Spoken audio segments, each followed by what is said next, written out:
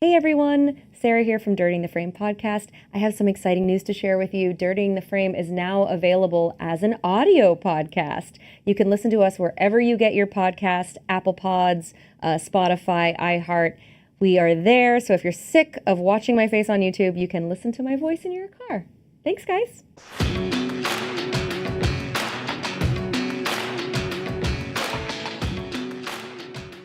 Hello, everybody. Welcome to Dirtying the Frame. Thank you all for being here, and a special thank you to our subscribers on YouTube and our Patreon members. We really appreciate your support, and really, truly, it means the world to us. It allows us to keep the lights on, which, as you've seen, if you watch this podcast, sometimes they go off, and it's not great. Oh my gosh, we didn't pay the bill. We need another sub. We didn't plan that. That was fun. But seriously, thank you to our swimmers and everybody who... even just tuning in, it really brings me so much joy to every Saturday to tune in and talk to you guys on YouTube and all of that fun stuff. Also, quick update, if you haven't heard, you can hear us now. We're on everywhere streaming that you stream your podcast. If that sentence made sense to you, you're doing great. I thought people only tune in because they like to look at your face. That's you. Oh. That's why you tune in. What do you think about the face? Oh, not your face. Oh. That's why you turn in to see my face. Nobody cares about your face. That's why we put you in the dark corner over there with no light. Put that light up to your face. My sweet little friend who forgot their light. I usually have a light, guys, if you've been watching the podcast for a while. We started out with this being dark, and then people came for Sarah. They're like, this show's racist. Why is the black guy in the dark? The black guy actually lights it. It's my fault. I forgot my light. And this is a throwback to I forgot my light, so it's a little bad, and I'm wearing all black, so I'm just a floating head, Sarah. I'm very sorry. And it's such a good head, though. It's such a pretty face. Not a bad head. It's not a bad. It's a big one. Well, all right. We'll stop with this conversation before it goes too weird. Thank you for being here. Today we are talking about Killer. We're talking about The Killer, a David Fincher film starring Michael Fassbender, and it originally came out in a very limited release in some theaters, and then it hit Netflix a week later. I believe that the reason they do that is because it will be up for awards, to meet I don't have a word for this. The theatrical release, the standards or whatever that you have to, to tick off the boxes to be eligible for an award. You have to have certain things, and one of them is that you have to have had a theatrical release for a certain amount of days. I don't know that that's 100% true, but I know that is probably part of it. The logline for this movie is, after a fateful near miss, an assassin battles his employers and himself on an international manhunt he insists isn't personal. This movie is available now streaming on Netflix. If you have not watched it and you have access to a Netflix account, push pause, go watch the movie and come back because we will be spoiling it. Quickly, before I give you a brief update on what this movie was about in a couple of sentences, we're going to give you we're going to give you a one-word summary, but I think maybe it's better if I talk about the movie a little bit first. So, we start out on this movie. Michael Fassbender is a killer. He's an assassin. Something goes wrong, and now there's a manhunt. Everyone's after him because he didn't complete his job, and he's in some deep water with some really important people. He flies home and finds that his partner, his girlfriend, unclear, has been brutally attacked, and the rest of the film is about him hunting down the people who attacked her. She's okay. She didn't die. She's just been attacked because they were trying to get him, and he says, it's not personal. Everything's very formulaic with him, but now that his girlfriend's been attacked, he goes on the hunt to kill the people who attacked her, and spoiler alert, he succeeds. And that's the movie in a nutshell. How'd I do? You know what? I think you're being a little bit sarcastic about how simple you explain the movie. That one of my takeaways is that this is a really small film. Yes. It's very simple when you put it on paper like that. It's not an advanced concept. It's actually so simple that you wouldn't think Fincher would direct it. But yeah, I was surprised by how small the concept was. Yeah. I'm so glad that you said that because I was worried about having to recap what this film was about because I'm not going to lie to you. I had no idea when I was watching it what this movie was about. I watched it in the theaters. I was very excited to see this film. Fincher has historically directed wonderful movies, all of which I really, really like. Oh, are you a Fincher fan? I didn't know that. I didn't know it either, really. But when I went down the list of the movies that I've seen that he's directed, I like them all. Gone Girl, cool.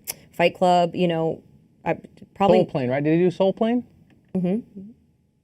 Excuse me, what? What? Soul Plane? Gosh, I'm so hot. I'm so hot next to these lights. I feel like we'll turn it red. That helps. Like that Thank better? you. Okay, cool. He's got not enough light. I've got too much light. It's a whole thing. So I went and saw this movie at Alamo when it came out. I love an assassin film. I don't know why. It's like not my personality at all, but I think it's cool when, you know what it is? I like watching people, and Assad and I share this, and probably everyone, I like watching people who are very, very skilled at something I have no idea about, or even something I do. Like someone who's just like very, very highly qualified and very skilled and very learned about one thing. I find very fun and fascinating. I like thriller type movies where people are, after you maybe, and then you're using your skills, like Bourne Identity, like all of those things. Love, right? This movie, I watched it in the theater and I just thought, did I miss something? Did I miss an integral part of this plot? Did they say one line that I missed so I watched it again on Netflix at home. So I've got a faceted opinion about this film. I think, Assad, did you just watch this at home or did you see it in the theater as well? I saw it at Alamo. Oh, right. I saw it at Alamo Drafthouse. And people who are fans of the pod know that we are big fans of the second watch. This is a good option to do a second watch. We recently did our first Netflix movie, Pain Hustlers. I don't know what order this will come out in. Maybe it'll come out after this. But we love having movies that are accessible to you. Hopefully you have a Netflix login where you can watch this and call bullshit on our reviews of the film. But it gives us a good option to watch the film a second time, especially when, there's a handful of directors that are so very highly skilled that they don't only deserve you to watch the movie. Maybe you have to revisit it twice, Yes, I would not recommend that you revisit this movie twice. One word summary, Assad, you ready? Oh, yeah.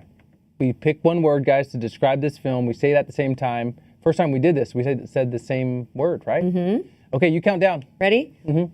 1, 2, 3. Confused. Meticulous. Oh, confused was yours? My word was confused. That's amazing. Okay, mine was meticulous. You go first. Cook. In so many ways, I was confused about this movie. As I said, I thought, I must have missed something. I have this terrible trait that I'm working on in therapy that I tend to think that everything must be my fault. Anything that I don't understand it, I'm like, oh, man, I must have missed something. There's no way that this is just a bad film. You're doing that because that's your fault. I know. Everything is. I thought I was confused, and then I watched it again, and I was still confused as to why you liked this movie so much. And David Fincher, as I said, is widely known as someone who is a meticulous director who nothing is put in the frame on accident. He's thought out every second, every beat, every frame. And unfortunately, this one was a miss for me. First thoughts, Assad? Ironic, it was a miss for you. It's kind of what this film was about. I have a thing that I'm working on in therapy where I think everything's everyone else's fault. Maybe that's the problem. But that's what my therapist thinks, and who knows what they don't know fucking the thing. I will say this, coming from a Fincher perspective, he has a big cult following. Like, film nerds love Fincher. And I came late to him. I only really got hip to his style of making film in Social Network, which was just like 8 years ago or something. I don't know what year it came out. But even Gone Girl, I didn't really glob onto. After Social Network, I started going backwards and being like, oh, everyone loves him. Maybe I should do my homework there. It seems like I'm missing out on him. This film, and I think maybe I don't want to put words into your mouth, but out of all the Fincher films that I've seen recently, this allowed the most room for interpretation for me. And he spent time on ideals, but didn't really close the loop on them and introduced like 4 different things. It's like and didn't really close the loop on them. And it's actually a funny film too. It's like one of his funnier films. For me, I was so in, Sarah. But I've always loved Michael Fassbender, But I'm with you. I'll take what you said one step further when you're like, I like someone that's highly skilled. I will just do it. The person doesn't have to be skilled if they're really into whatever they're doing, right? If they know the exacts of what they're doing. And this whole first 15 minutes is Michael Fassbender, where the movie opens up, him talking about killing, the kill he's on, what he prefers, how he prepares for it, the type of kills he likes in his career right now. And this whole time, for me, the best part in the Jason Bourne series is he's in a bar, I think, and he's trying to figure out who he is. He's like, why do I know I can run 7 miles in the dead cold of this before I get a heart attack? And that informational stuff I really dig, and this movie is packed full of it. It's just the killer's voice going through this whole different aspects he's learned over his career, and I was just in from the beginning. I thought the writing was stupendous. I thought the filming was stupendous. It was creepy. Really big fan of this film, man. I was in very early and stayed that way throughout. And that's great, and that's probably my fault. What? Why? I was just doing a callback to our therapy talk earlier. I missed it. I'm sorry. So my first thought was, damn, this movie was supposed to be for me. It was supposed to be my movie. I was so excited for it. You were expecting Barry or something? No, it almost felt like that's what they were trying to do with it. Okay. I thought I love assassin movies. I like Michael Fassbender. I think he's a good actor. I like Fincher. It had all the markings of I'm gonna love this movie. I was super stoked to see it. Original idea. I felt like it lacked personality. It lacked color. I was confused and a little bored, to be honest. You know what? I agree with everything you said except for the bored part. Yes, that's who Michael Fassbender is in this film. I know, and I know that's tough to take that critique, but yes, he's supposed to be unnoticeable. There's not supposed to be anything exhilarating about his life. He talks monotone. He doesn't emote. For me, I think there's a lot of takeaways for this film, but it's an emotionless movie about emotion. And I thought that was really fucking cool, man.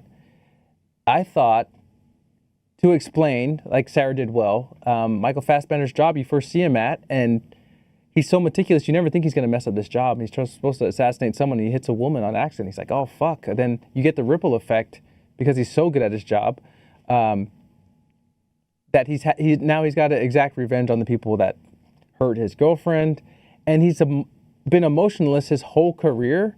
And the thing that's driving him to exact revenge is emotion, but he's an emotionless person. And I thought that was a really cool dichotomy of a person, the study of this guy who is kind of a robot with passion. I agree that is a really cool concept. Mm-hmm. I don't think it worked. I don't think that they landed the plane at all. Sure. I don't think, in my opinion, although I would like to say that the way that you described it made it sound much cooler than I thought it was. An emotionless movie about emotion is a very cool way to describe it.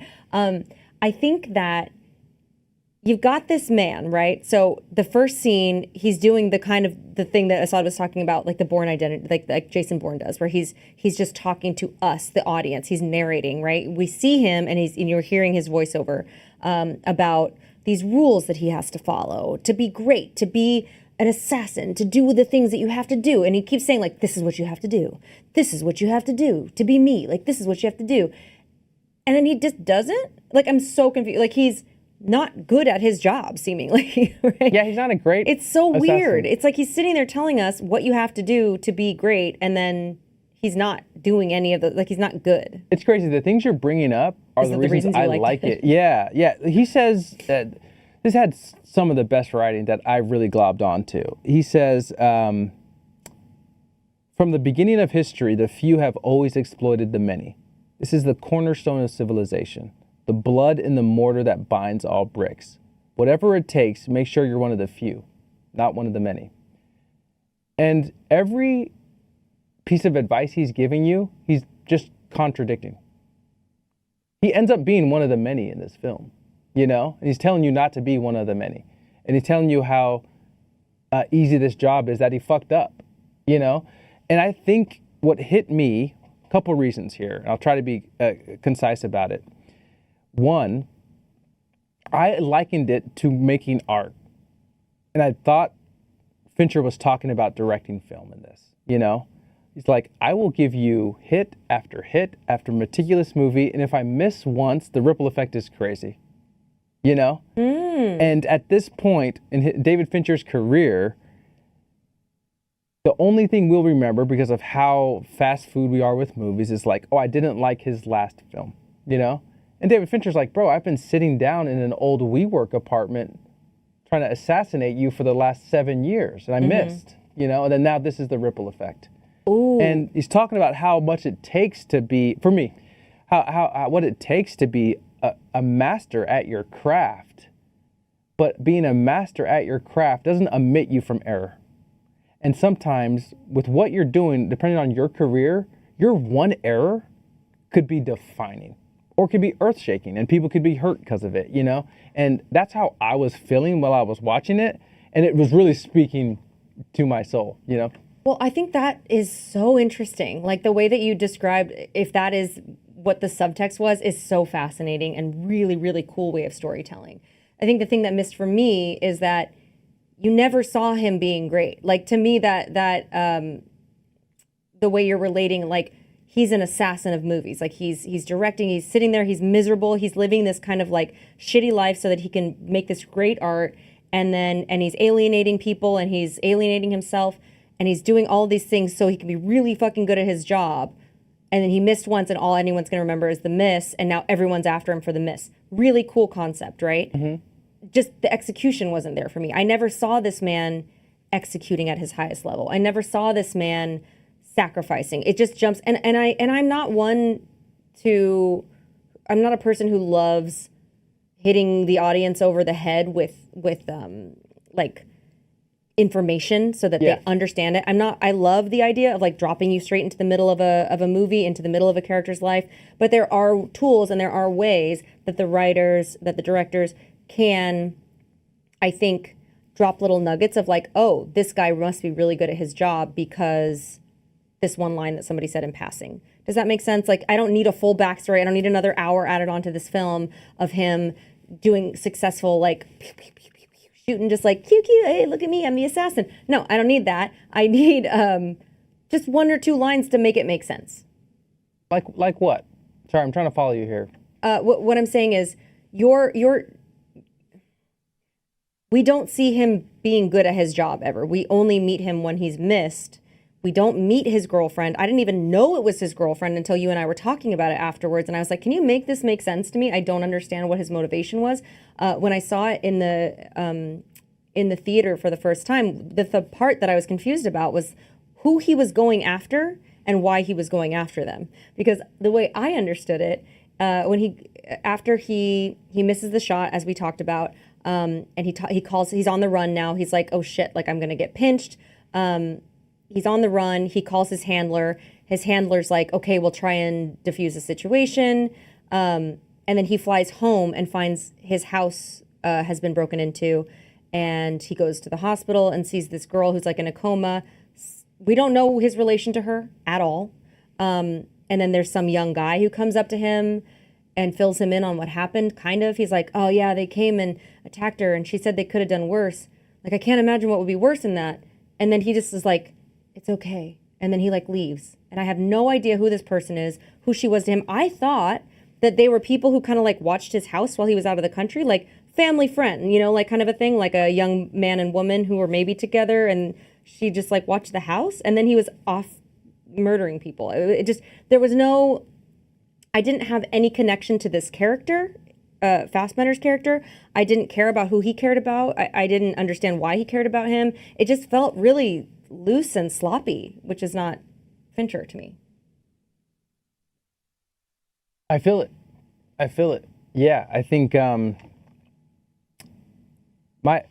always respect your opinion. I think you might have fallen victim to like Fincher's a manipulative filmmaker. Like that whole first 20 minutes leading up to that first hit, he was trying to convince you he was going to execute that person flawlessly. Okay. Like, did you think that was going to happen? Did you think he was going to shoot his target correctly? I didn't think anything of it. I thought I liked that first scene a lot. I liked that first 20 minutes a lot. I liked the way I really liked, and I don't want to trample on my rose and thorn, but like I really liked Michael Fassbender's dialogue. Like I really liked the way that they made him talk. I really liked his voiceovers. So good. I thought all of that was really effective for me. I just didn't get the motivation. I'm such an actor right now. What's my motivation? But, I didn't get the motivation. I didn't understand like what his relationship was to the girl. And I think if I had understood that better with just one little droplet of one little line or one little scene between them in the hospital where he's like more love. I don't know. I didn't know why he was motivated to go after and kill all these other assassins. Okay. Fair. It's fair. It didn't land for me. Yeah, I think you wanted more information on a movie that didn't give you the name of their main character. Which was also cool for me. That's fine. But do you understand what that means? Like, you wanted more information out of these scenes that they didn't give you a name of their main character. You know? This was not to hold your hand, this film, you know? And it's a classic, like, unreliable narrator. When you're like, oh, he's saying all these things, but he's shitty at his job. He's an unreliable narrator. Michael Fassbender, all these things he's saying, he's not it. You know? How many things are you telling yourself that you're like, I hope I get there one day, or this is what this job takes? Even in your normal job today, like, you can talk to yourself and be like, oh, this is what this job takes, and you're not that person, right? Sure. You know? Like, he's saying, like, oh, and there's multiple times in the movie where he's like, forgo empathy, and he shows empathy to people, you know? So yeah, I guess like I was giving it a little bit more of the gray because I thought he left a lot of room to play for interpretation for this film, but it landed a lot harder for me because I kind of have that same thing about like telling myself what things take that I'm working on, even though I'm not that person. You know, even though I fuck up royally, and then I'm more defined by that than I ever was on the 10 times I got it right before. But hit me with your rose and thorn. My rose is I really liked the dialogue. I really liked the way, and when I say the dialogue, I say that specifically, not the script. I think that the script was lacking. Like I said, I think I didn't, I think the script really was lacking. But I liked the dialogue that they gave Fassbender and the way he talked in his voiceovers. They made him interesting and witty and kind of funny, even like you mentioned before. And that all really worked for me. I thought that was really cool. Like he talked cool, if that makes sense. If like he was a cool talker. And I have a second rose because it was between those two things. But one of the assassins that he goes after to murder, one of the people who had attacked we're assuming girlfriend, we don't know because, I don't know, they don't need to give us information in this movie, apparently. So he goes after two assassins. He kills one of them after like a brutal fight scene that was really good. Tilda Swinton plays the other assassin. And at the very end of the film, she comes in at the very last second, and this girl. This woman steals the show in the one scene that she has. She's commanding. So good. She is calm. She has gravitas. She has weight to her. And I like the way that the scene was written, and I like the way that the scene plays out. And Michael Fassbender, pretty much, it's a scene just between Tilda and him, and pretty much he doesn't say more. I don't know if he says anything. Like he says maybe like 2 words in the whole scene, and she's talking, and she hits that shit right out of the ballpark. I thought she was also a rose for me. Amazing example of like she'll probably on set for 1 day or 2 days and just like crushed it. Not even. Like, she was definitely on set for 1 day. Yeah, and I think that's like a cool thing about today's environment of actors is like there's so many great actors taking smaller roles now because there's so much content out there. It's like it allows for one of the best actors working to be a day player or something. You know, it's like, just come in and take care of the like third act of this movie and completely crush it. I agree. She was really phenomenal in it. Yeah. What was your rose? Yeah, so I'm confused, but you like the dialogue, but you don't like the script. So you're probably talking about like the story. You don't like the story, but you do like the dialogue? Yeah, I liked the way that that he spoke, his character spoke. That's my rose. For sure, that's my rose. The way he spoke. I thought the writing for him was completely phenomenal. I'm going to give you some of the things he said. It's amazing how physically exhausting it can be to do nothing. Love that line. Yeah, he's like this kind of like tongue-in-cheek, and it's a little funny. It's very funny. Yeah, and I liked that a lot. That's something that stood out to me. I was like, oh, I like this guy. And to do a quick callback to our actors, top 5 actors Hollywood doesn't know what to do with. If you haven't watched or listened to that pod, go back. Michael Fassbender, I believe, was on my list. Yeah. And they nailed it. They nailed it. This was a great part for him. I mean, he's a great actor, as we've said. And this part was really cool for him. He was kind of cool, kind of funny, kind of bumbling. I looked at him and his character visually matched what I was watching. And I thought he really, no pun intended, killed this role. It's the idle hours that lead to a man's ruin. He has like 50 of these in this movie where it's what he's learned about this life, and he's not fully adapted it yet.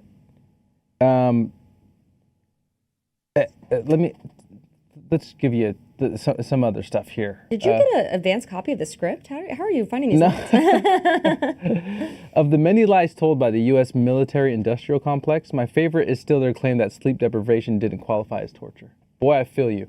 Yeah. Oh, you know what? I will say, sorry to interrupt, but I don't have a ton to say about this film, so I will jump in really quick and say I did like the way that they played.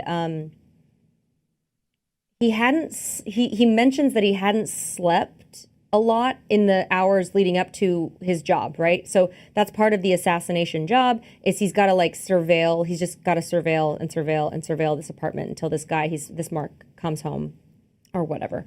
And so he already talks about being sleep deprived. They show him setting an alarm and every couple of minutes or however long he's like woken up. I thought that the editing in that and the way that, so after he misses, now he's on the run and can't even sleep to catch up on sleep, right? So the plan would be stay awake, kill the target, and then you can probably go catch up on your rest until the next job. But this man missed. So now he's on the lam and people are after him and he's trying to stay awake and can't sleep still. So that wears on him as the film goes on. He's getting more and more tired. And I really enjoyed the way that they showed that to us rather than telling us. If you'll recall, they use light a lot in that, and I think that's really cool. Do you know what I'm talking about? I do, yeah. So they do, in the very beginning, they do it, and then they keep using it over and over as a storytelling device. They kind of like flash this light. I don't even know how to describe it. Maybe Assad can do a better job, but they flash this light, and he wakes up. And they kept using it more and more, and it's like kind of this jarring thing that wakes him up. And I thought that was really effective filmmaking. This was the first time I've gone into a Fincher film really expecting a great performance from Fincher as a director. You know, I've always just kind of been like, I don't know what makes him so good because I didn't know his body of work that well. I mean, and I went into this one and I was like, oh, fuck. I don't want to get into the Fincher cult just yet, but I was like, holy shit, man. This guy really knows what he's doing. And a lot of time me and Sarah talk about the talent of actors being patient. Fincher is so patient with his decision in filmmaking that like one of the things that separates film from real life is like you'll never hear someone cough in a film without it meaning something, right? You'll never hear those mundane things without it leading to something. And Fincher is so patient with his story, and because he has to think like a killer, like an assassin who has to calculate everything around him all of the time, he spends a whole like 17 minutes on a botched assassination. Some guy gives him a weird look on a plane, and then he looks at the guy's socks to identify his socks, and he's like, okay, I'm actually not going to make my second flight. I'm going to stay in a hotel because I think this guy's following me. I'm going to put a glass on the door handle next to a metal plate that I ordered room service just for the metal plate.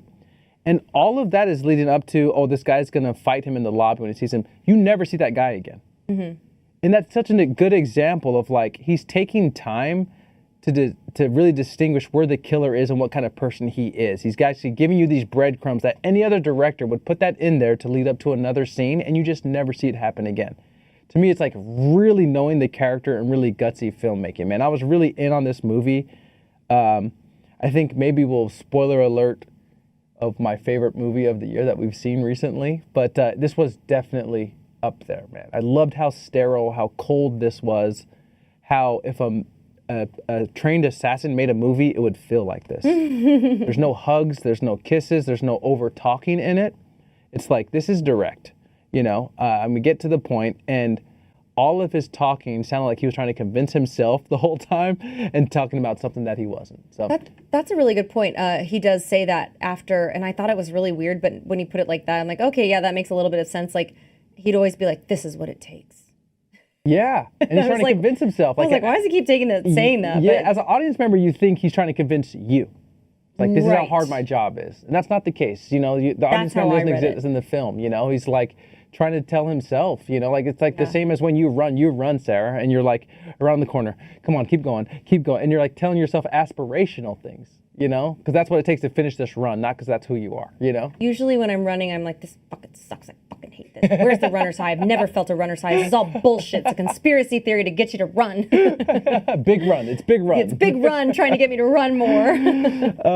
Were we on Rose and Thorn? You were going to give me your rose. I will say I really did like the, again, I think the thing I like about assassin movies and things like that is like the people being really doing things that I wouldn't have thought of and that are really, really smart and know their craft so well, is that when he did that thing with the room service, he ordered room service and then just, you know, the guy's like, do you want me to set it? He's like, no. And he just like takes it, closes the door, and then he's using it to like make sounds in case anybody comes in. Yeah.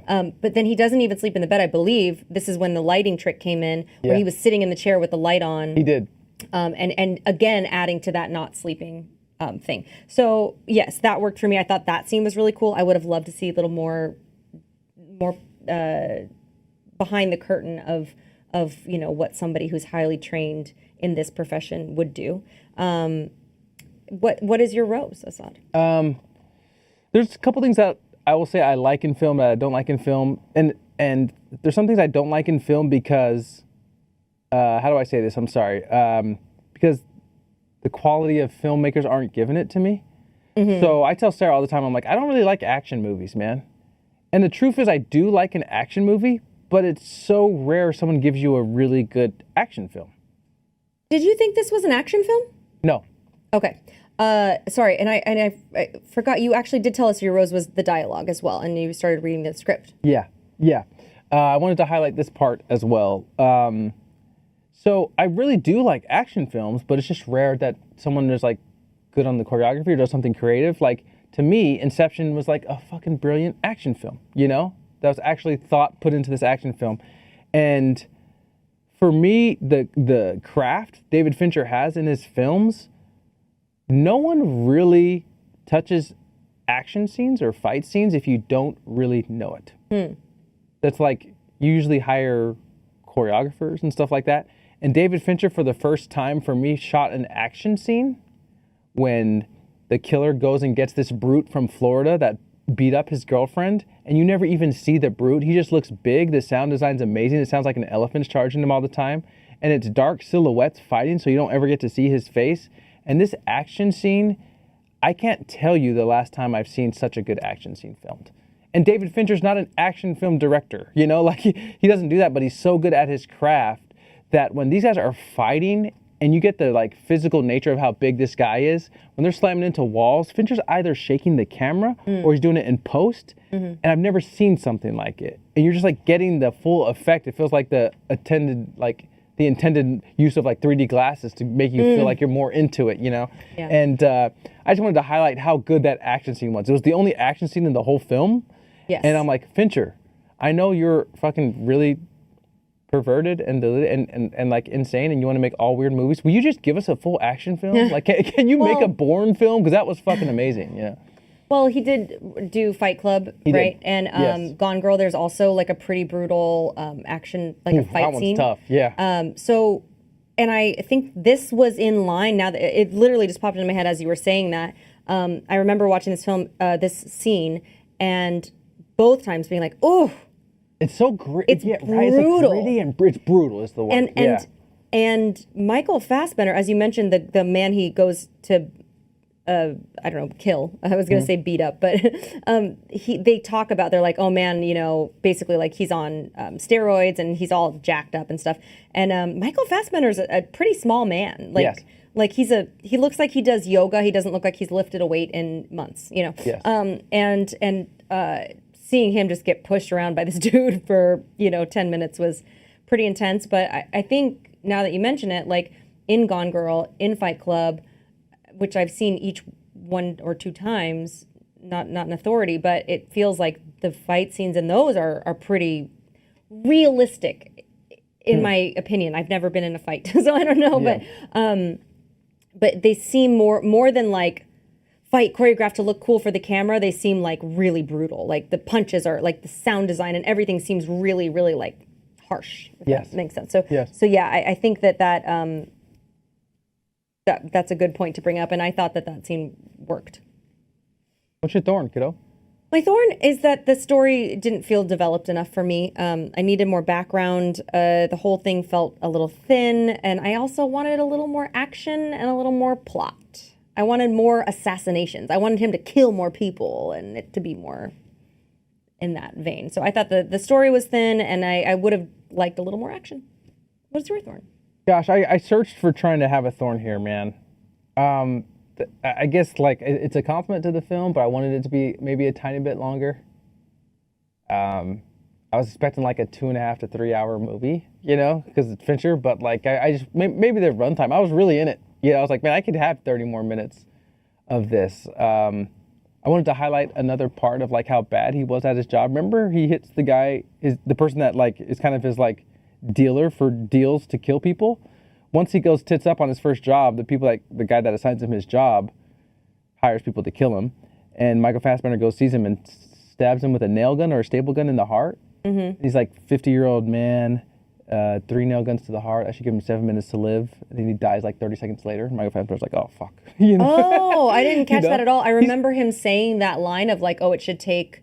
He's probably got 7 minutes to live, and I thought that was cool because that's again going back to the kind of Bourne Identity thing where, he has this knowledge, and you're like, oh, that's kind of cool that he knows these things that nobody else would know. Yeah. But I didn't notice that he died 30 seconds later. Very premature, yeah. Okay. And he's doing all these things. Like I couldn't decide if it was one of two things: if he was bad at his job, or that emotion sent his job in a tailspin. Even Tilda Swinton's like, what are you doing here, fam? Like, you're really exposing yourself in this restaurant? Like, she knows that her time was up. She's like, assassins don't do this. Like, you're out of your depth, bro. You're actually showing up to a restaurant to kill me.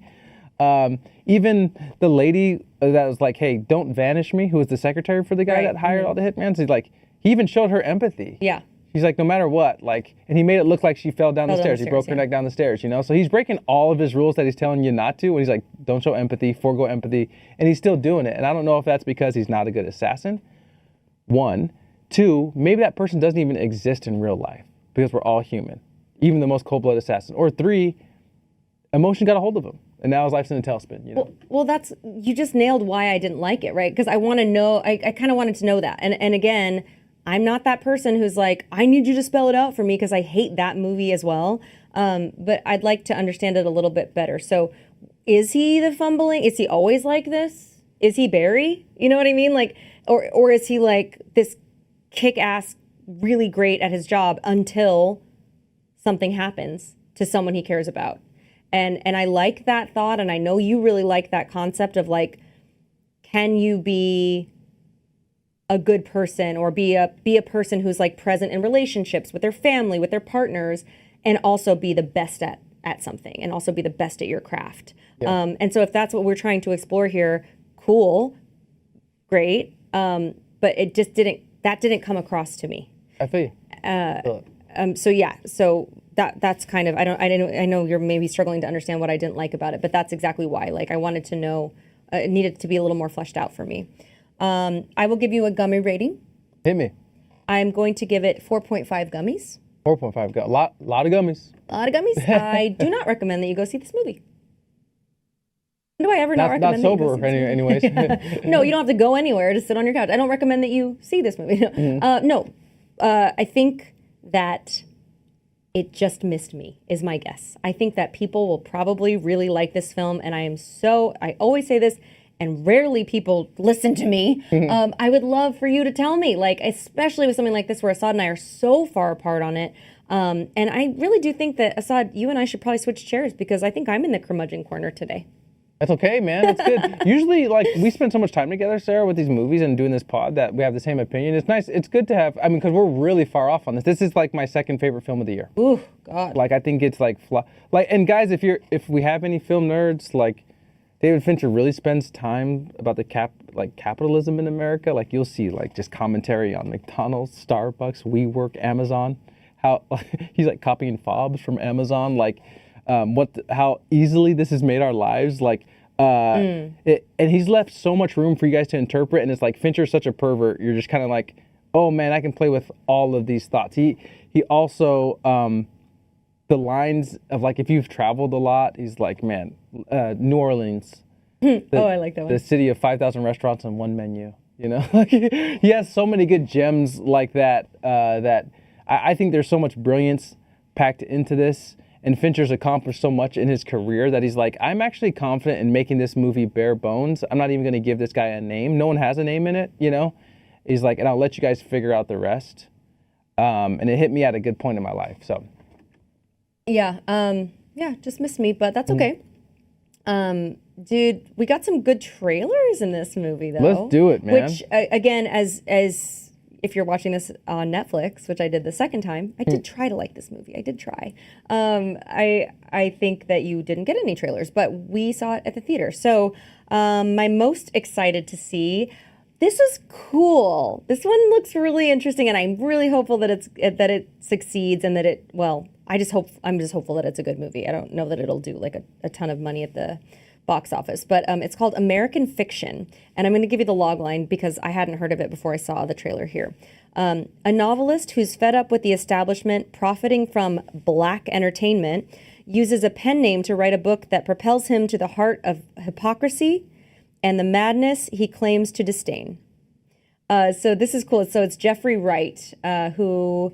what are some of the things we've seen Jeffrey Wright in? He was in a Hunger Games movie. You probably know him the most from Westworld, probably. Westworld. He's a really great actor. Yeah, he's phenomenal. And from the trailer, what I saw was he's like, here's my book to his publisher, editor, however that works in that industry, his agent, and they're like, we just, we need more black voices. And he's like, I'm black. This is my voice. This is what I've written. This is my story. This is my life. Like, what do you want? And they're like, basically like, black it up a little. And I just think from what I've, so many conversations that Assad and I have had on this topic, off camera, I'm just like, oh, cool, they're making a movie. And so he comes up with this kind of like, he writes this book that like, of maybe what white people think that black people are. Yeah. And he's like, he writes it from this like perspective of like, I was at age 5, my dad left, and then I became a hardened criminal and went to jail and got all these jail tats, and he just writes this complete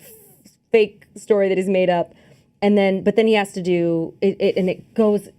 Everyone loves it. It's a bestseller, and and this is just what I'm taking from the trailer, and but then he has to go and do like book signings and talks and promote the book. And so Jeffrey Wright, who's like kind of an older guy, who's like, I don't know, a little balding and has glasses and he just looks like a normal, like nerdy guy, has to go through and be like, yeah, I killed someone in prison. It's just so dumb and funny. And it looks really, it looks like a perfect balance for me of like fun, exciting, entertaining, a new concept, a new voice, and also something that's really important and a really cool, interesting commentary on where we're at as a society in filmmaking and entertainment right now. That's my most excited to see trailer. My least excited to see is, whoo, buddy. A movie called Beekeeper? You scammed an old lady for money. Yes. I raise fucking bees. You know it. I'll knee you in the fucking face for scamming an old lady. She died because of your scams. I'm the most successful action actor that is bald. Bruce Willis kissed my... Okay, sorry. Go, sorry. That was a good accent. No Thank you. accent detected. Good job on What your British made these accent. people think they can fight Jason Statham? He beat a megalodon twice. What makes people think they can beat Jason Statham? He raises bees. He raises a fucking bee. You think he's scared of a human? A bee could sting you. What are you going to do, punch me? They're almost extinct. You don't think he'll extinct you? Oh, he will extinct your ass. Oh my gosh. It just poor. I mean, gosh, Jason Statham, I don't hate him.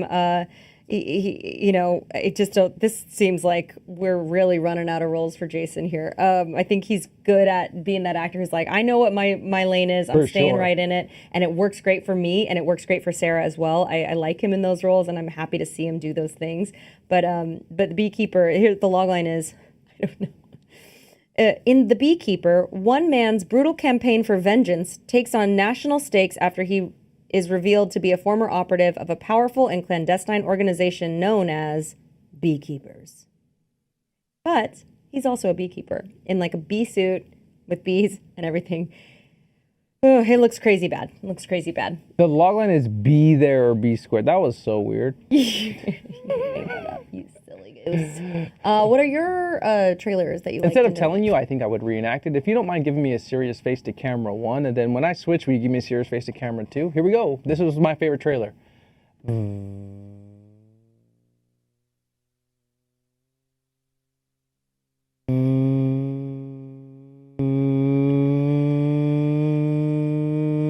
Ferrari! Yes. You get I thought you were making a fart noise at first. No, you ruined my trailer.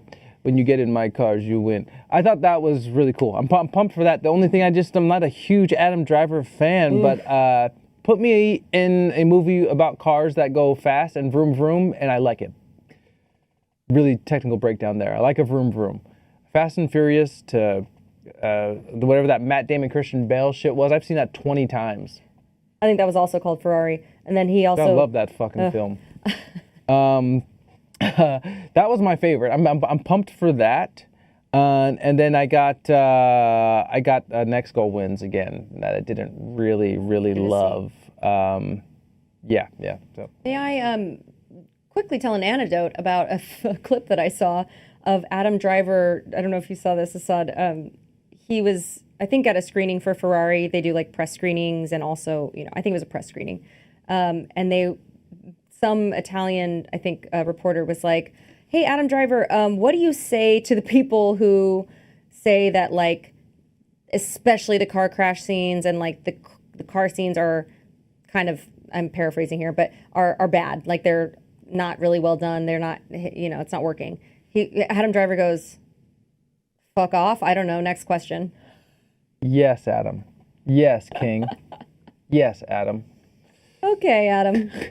Talk that talk. Okay, cool. Well, any other thoughts on The Killer before we sign off, Assad? No, really quick. What is your double feature for The Killer? 3, 2, 1, go. You go first. I don't know. What do you say? You go first. I don't know. I'm trying to think of something. Ooh, I think I think you go another Fincher movie. Definitely. And I think it's probably like, even though it's tonally different, emotionally you felt a little bit Gone Girl-ish when you were watching this movie. For me. So I'd probably go Gone Girl. I just have a Fincher day, I'm gonna say the first Born Identity. That's movie. a cool double feature. Because you'll see a good movie and then you could take a nap. Take that, David Fincher. I love you, David Fincher. Please cast me. Although I have heard that he's famously like really difficult to work with. Like he makes actors do 100 takes. He does. There's a lot of stories of him breaking Jake Gyllenhaal on the set of Zodiac. I thought Taylor Swift did that. Oh, well, yeah, she did too. With Red. She did. Yeah, yeah.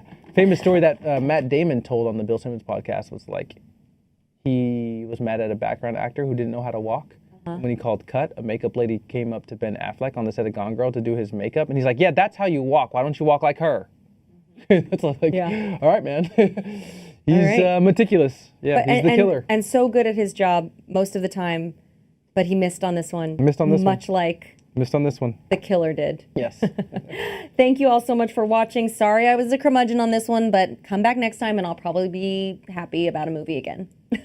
Thank you guys. Thank you so much for tuning in. We'll see you next time.